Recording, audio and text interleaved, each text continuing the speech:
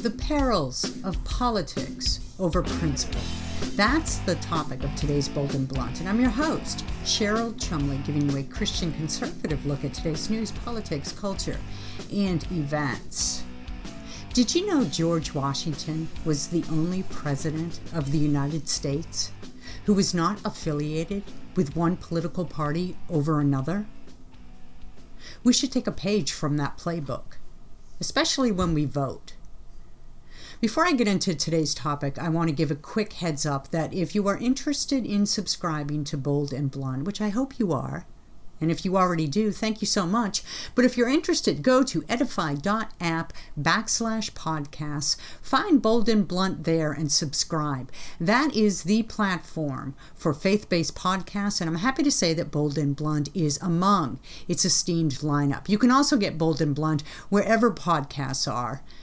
And at WashingtonTimes.com, just go to the bottom of the page, find the newsletter link, sign up for my newsletter, and you will get 3 times a week, right in your email box, Monday, Wednesday, and Friday, my newsletter. It contains all my commentaries I write at the Washington Times to help you fight the far leftists that are trying to tell you that America is the most evil country on the face of the earth, to blame for all the world's ills. You'll get all the info you need to fight that, as well as my twice-weekly Bold and Blunt podcasts. So George Washington was not a member of a political party. There's a good reason for that. Listen to this, a video from mountvernon.org. But Washington believed, as did many of his contemporaries in the American founding era, that political parties were an evil to be avoided, or failing that, to be contained and overcome. An evil to be avoided. But if you couldn't avoid them, to contain them, to rein them in, to constrain them, and ultimately overcome them. Interesting, in this day and age where the political parties are basically Republican and Democrat. Yes, we have other parties out there, libertarian, constitutional, progressive, socialist, and so forth, but what it comes down to is Republican Party versus Democrat Party. Now, the Democrat Party has become the party of socialists and Marxists and collectivists and even communists, so you can kind of group all those together. But the Republican Party has been watered considerably from its conservative leanings. The Republican Party has really embraced some principles that used to be staunchly Democrat principles. Things like taxpayer-funded health care is a right. It's not a privilege. It's a human right. Things like that. And border discussions, instead of being strictly on the side of law and order, today's Republicans like to water that principle. They've become attacked so much by the left, accused by the left of being racist, for simply demanding that America uphold law and order at the border, that they've actually ceded some of the law and order principles that go along with enforcing border control. They've put politics above principle. There are a few important reasons for that. In fact, the Constitution that Washington helped to draft in Philadelphia in 1787, the Constitution our government still operates under today, makes absolutely no mention of political parties. Those who've read the Constitution know that, right? Those who have read the Constitution understand that there's nothing in there that says we need political parties. There's nothing in there that says political parties must be represented in order for American citizens to vote for political leaders. Back to the video. And it clearly did not anticipate them. For example, as originally ratified, the U.S. Constitution declared that the second-place vote-getter in the presidential election would serve as vice president of the United States. Hillary Clinton would serve as vice president under Donald Trump. Mitt Romney would have served under Barack Obama. Only in 1804, with the ratification of the 12th Amendment, was this procedure changed, and members of the Electoral College began to submit separate ballots for president and vice president. So when did the political parties take root? When did they come into power? When did the systems of America change? political parties as we know them only began to take shape while Washington was in office. His unanimous election as president in 1788 had only served to convince him and others that just maybe this American republic may never see political parties develop. But frustratingly, by 1793 or 1794, there was an emerging split between two distinct visions for the future of the country. In particular, groups calling themselves democratic Republican societies began to appear in cities around the nation. And this was new. They would form the nucleus of a formal, concerted opposition party. It was mostly because of the war, the differences of opinions that sprung out of the war, the hotly contested debates and discussions actually split many in the country, and especially many in politics. Thomas Jefferson himself said, in 1793, that the war, quote, kindled and brought forward the two parties with an ardor which our own interests merely could never excite. But Washington remained above the fray through the end of his second and final term as president. Why? Why did Washington remain above the fray? Because he didn't want the nation split by politics. He wanted to be a president for all of America, for all citizens, not just for the ones who voted for him, not just for the ones in his specific brand of politics, not just ones in a certain political party. And the most important reason was this: he believed unity, not division, was necessary for a democratic republic to survive. And Washington truly believed that political parties like these would only serve to divide and ultimately destroy the young United States. And with it, the Constitution. And look around at today's politics. Look around, really, at today's batch of politicians. Do they not fall more in line with the wills of their respective political party leaders than they do with the wills of their constituents? Do they not listen more to the wills and whims of their powerful political leadership than they do of those who voted them into office and who continue to pay their salaries for office? I think so. Selling out for politics over principle is one of the primary reasons America is facing this degradation of culture, degradation of political truths, degradation of the Constitution, degradation of the concept of individual rights coming from God, not government. Political parties are tearing this nation apart. And yes, the bigger problem is the failure of Americans to recognize God as the leader, the rightful leader in this country, and government as the subservient class meant only to protect and preserve and maintain the rights already granted individuals by God. But how that corruption plays out is through political parties.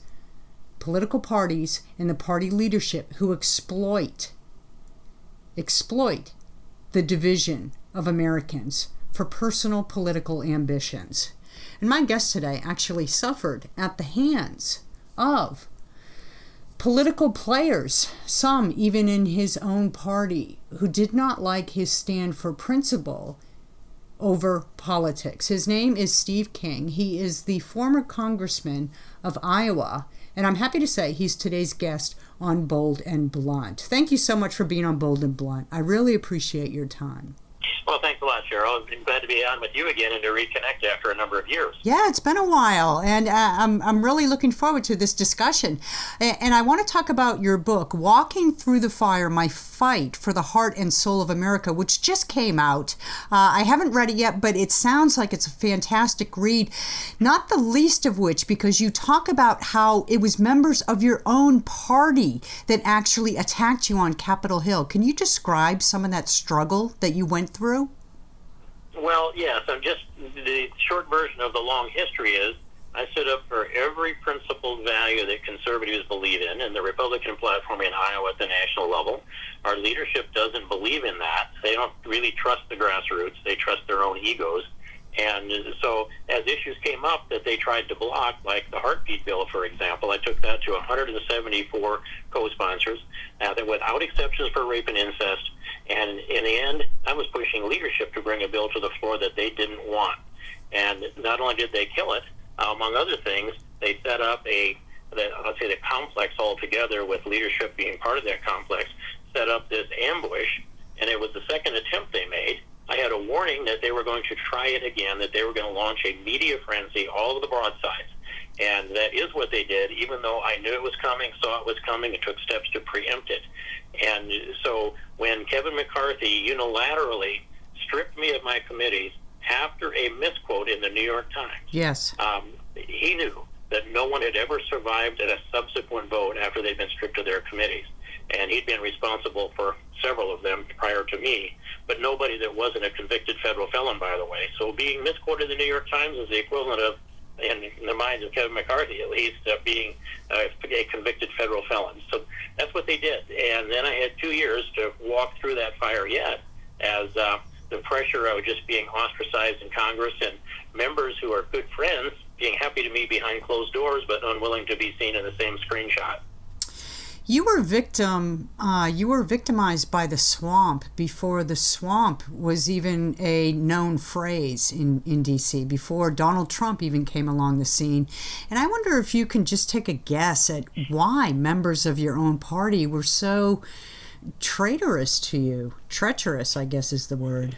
Well, it was both. It was political treason, and I think that covers both of those words. But just as you look at this, some of the history of this was when John Boehner became Speaker of the House, I stepped up to try to take all of that power, I'll say a chunk of that power that Nancy Pelosi had accumulated as Speaker of the House, and abused that power and tried to disperse it to the membership so we could have a broader conference that brought in the voices of the American people as designed by our founders. And when I had to face-to-face confront John Boehner with amendments to change the rules in the conference and to change the rules to the floor, he stood before me and his hands were trembling because I was willing to challenge him that way. Later on, he was cutting deals with Nancy Pelosi to sell out conservatives and our budget, and then trying to force-feed it to conservatives. So as I challenged that, and then when Obamacare came forward, before we won the majority in 2010, I'm saying repeal, don't even talk about replace, rip Obamacare out by the roots. And Boehner's agenda was repeal and replace. He said it's never going to become law. Well, it did become law, and I brought the amendment to cut off all funding. We had the votes to pass it on the floor of the House. He undercut that and sent it over to the Senate to be stripped out. My amendment went on. It was intentionally stripped out by a deal John Boehner made. So between John Boehner and then Paul Ryan and then on into Kevin McCarthy, we pushed John Boehner out. 5 to maybe 9 of us at the outside number pushed John Boehner out of the Speaker's chair for a number of things beyond what I've described as well. And Kevin McCarthy concluded, in my opinion, that he didn't have much chance of becoming Speaker of the House as Steve King is in the House of Representatives. You know, part of the reason, at least in my viewpoint, why Obamacare passed was that so many Republicans ceded the language, ceded the idea that Democrats were pushing, that healthcare was a human right. And while you could make that case, the difference is it a taxpayer-funded human right? And I found that too many Republicans actually ceded that principle, and that allowed the door to crack for Democrats to steamroll through the entire package.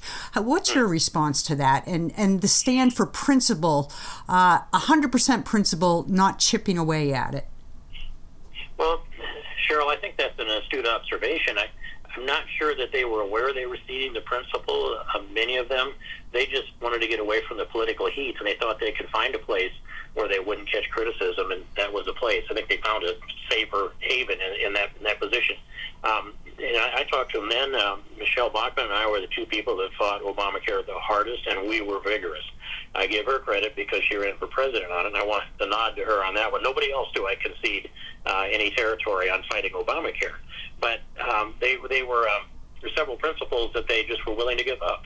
And that was one of them. The idea, and they conflated, from the early on, they conflated the terms health care and health insurance, so that health care included health insurance. You may have a right to health care when you walk into the emergency room or you're carried in there. We may say that that's what we require in this society, but I don't believe you ever have a right to a federal funded health insurance policy. That's a different question. Then another piece that was very complex, that was hard for them to understand, was two things. A guaranteed insurance on your parents' policy until you're 26. What was that about? Yeah. When I want my kids to grow up, I told them when they're 18, you're on your own, kids. We watched them pretty close after that, though. Exactly. And the second one was pre-existing conditions. 38 states had pre-existing condition policies. Kevin McCarthy was convinced that because we were accused of not supporting pre-existing conditions, that's why we lost the majority. And, of course, that was wrong. So those are some of the things from Obamacare in that era. What is it about Republicans? Well, let me put it this way. When Donald Trump came on scene, it's my viewpoint that part of the reason he was successful at winning the White House was that not only did he speak about issues that were real kitchen table issues, I guess is the phrase that's being tossed about now. He spoke about immigration and things that were of concern to American citizens, but he also fought the good fight and he wouldn't give up. And I find that so many Republicans fought him on that because they just wanted to concede. They just wanted to go along to get along. So why is it that the parties just want to avoid the heat? They want to avoid walking through the fire, as to slide in your book title. Mm-hmm. Well, they're just, the one thing is they lack courage, and it's part of the Winston Churchill statement, they're feeding the alligator hoping to be eaten last. I always looked at it like, here I am, a member of the United States House of Representatives, a principled conservative, often defined as the conscience of conservatives in the House of Representatives. They didn't have to put a single dime in any of my campaigns for me to win my elections. I managed that all on my own and ran 3 elections without spending a dime on advertising. I'm still out there, the vanguard on this, the outlier, keeping the Overton window where it needs to be over our platform and the things that we believe in, all of us together, presumably. And they couldn't see what a gift that was to them. So they had to chop me off out on the end. Well, what happens then? The Overton window moves to the left, and nobody else has the courage to step out. I would say right now, who's the leader on this open border debacle that Joe Biden has manufactured? It's the worst it's ever been. And look at where it's headed, the leadership of this country right now. Just talk about Afghanistan for a second and what message that sent around the world. Well, when you look at what happened there, the video that came out of Kabul, and by the time you're about 10 or 12 years old, you'd figure out that leaving Bagram Air Base was completely stupid, and we should never have left that air base. We owned that territory, and Bagram controlled not only Afghanistan, but the region from there. They could have never taken it from us.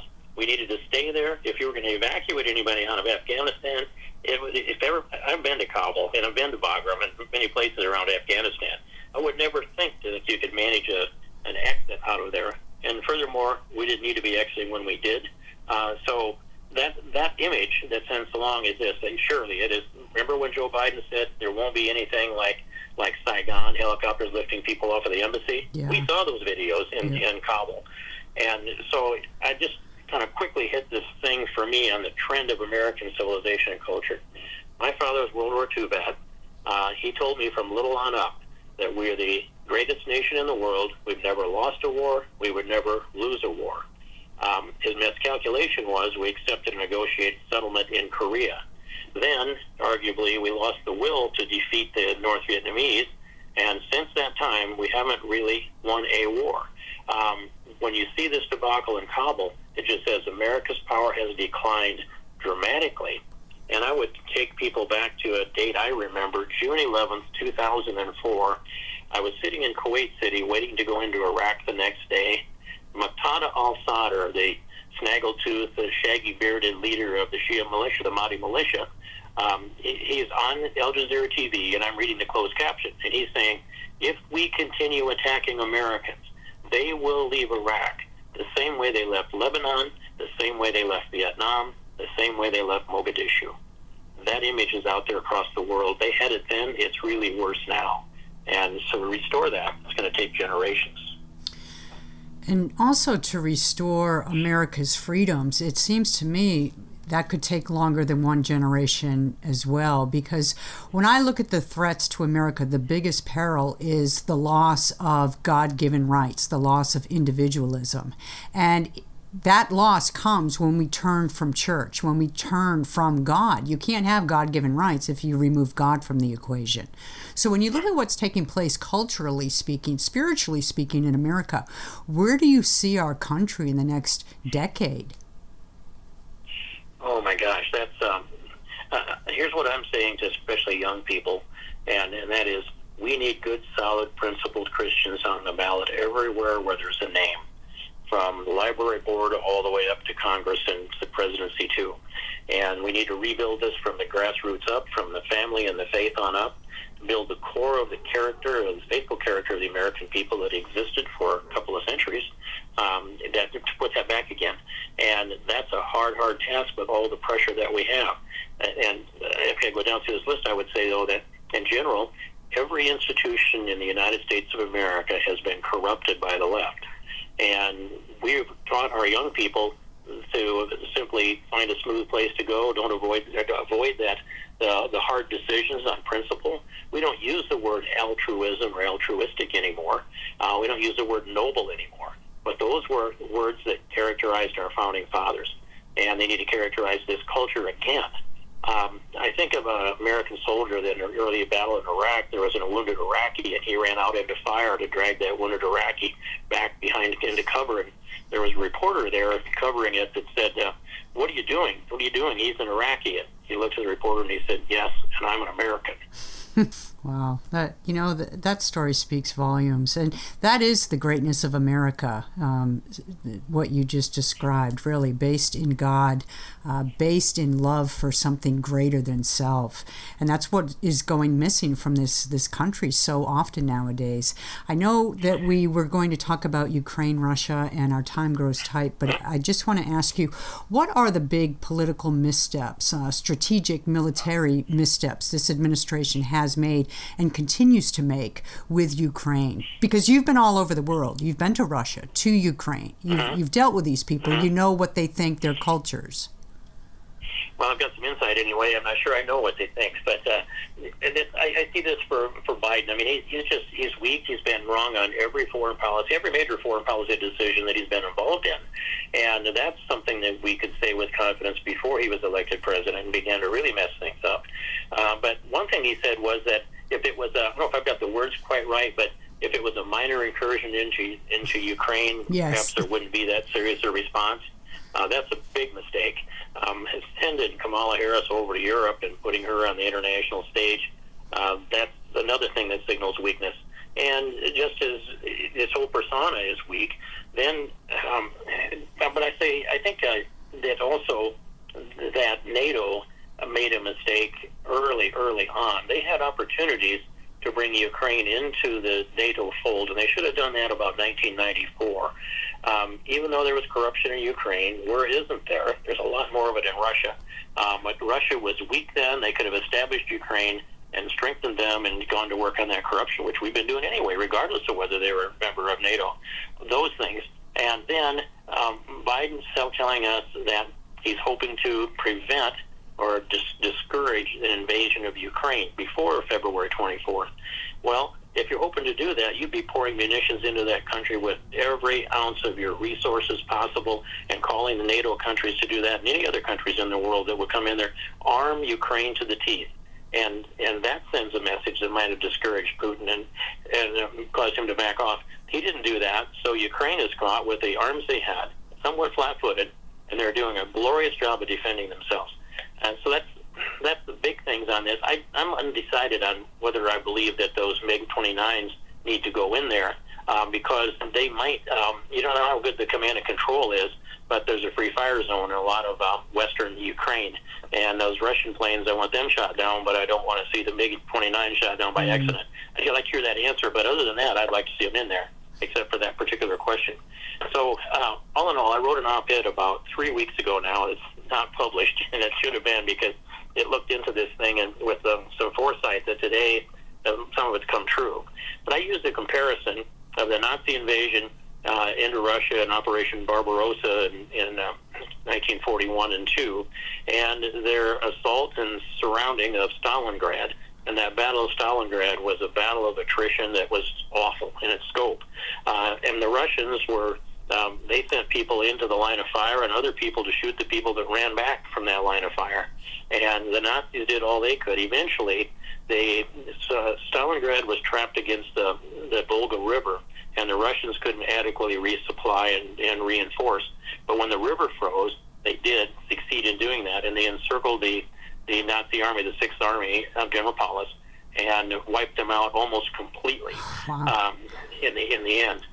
That's the kind of battle that Ukraine needs to fight. They need to be Stalingrad nationwide, and they need to just, that war of attrition, to just drain the Russian military until they lose the will to fight. I don't know that they could ever go to Moscow, and I don't suggest they should.